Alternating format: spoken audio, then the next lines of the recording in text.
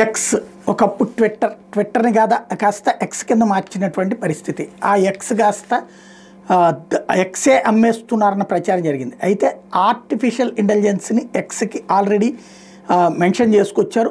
ఇప్పుడు artificial ఇంటెలిజెన్స్తో నడిచేటటువంటి Elon మాస్క్కి సంబంధించినటువంటి artificial intelligence venture ఏదైతే ఉందో దాన్ని మాత్రం అమ్మకానికి పెట్టాడు.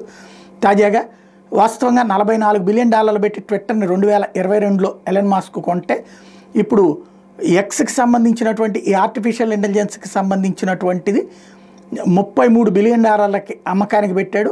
యాక్చువల్గా $80 బిలియన్ దాకా అని అంచనా వేస్తే చివరికి $33 బిలియన్ దగ్గర ఆగినటువంటి పరిస్థితి. స్వయంగా ఎలన్ మాస్కే ఈ విషయాన్ని ప్రకటించుకొచ్చాడు. ఎక్స్ ఆర్టిఫిషియల్ ఇంటెలిజెన్స్కి సంబంధించినటువంటి వ్యవహారాన్ని అమ్మకానికి పెట్టినట్టుగా ప్రకటించాడు. తద్వారా రాబోయేటటువంటి సందర్భంలో ఇన్వెస్టర్స్ మిగతా దాని మీదనే ప్రోత్సహిస్తానన్నటువంటి పాయింట్ చెప్పుకొస్తున్నాడు. యాక్చువల్గా అంతకుముందు ఉన్నటువంటి ఏది ట్విట్టర్ విడిగా డీప్ స్టేట్ వాళ్ళ చేతుల్లో ఉన్నటువంటి సందర్భంలో లాభాల బాటలోనే ఉండేది. ఆ రోజున సోరోస్ టీం నడిపించుతుండేది. బోల్డ్ అంతమంది స్పాన్సర్స్ చేస్తుండేవాడు దానికి. ఆ స్పాన్సర్స్ కారణంగా అది లాభాల్లోనే ఉండేది.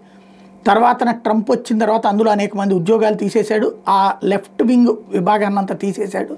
కొత్త విభాగాన్ని పెట్టుకుంటూ వచ్చాడు. వీళ్ళు ఆశించినంత లాభాన్ని చేకూరుస్తున్నట్టు లేరు. అందుకోసం అని చెప్పేసి ఈ నిర్ణయం తీసుకున్నట్టు కనబడుతోంది.